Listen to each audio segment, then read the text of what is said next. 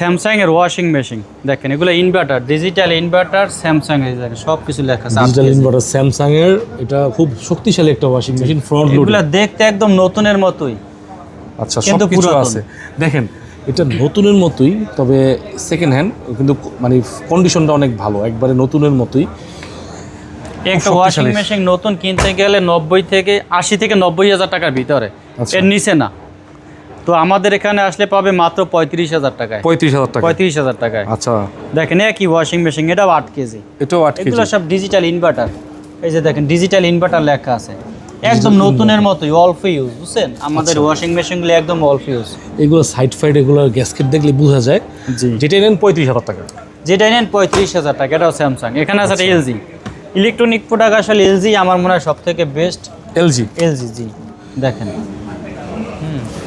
এটাও প্রায় এটা ডিজিটাল ইনভার্টার, 7 কেজি হবে। Digital inverter, digital inverter. এটা হচ্ছে 7 কেজি, অনেক হেভি ডিউটি ওয়াশিং মেশিন এগুলো। এটা মার্কেট প্রাইস প্রায় 1 লাখের কাছাকাছি, আর আমাদের এখানে যদি আসে পাবে মাত্র 35,000 টাকায়। 35,000, এটাও 35,000 টাকা। জি।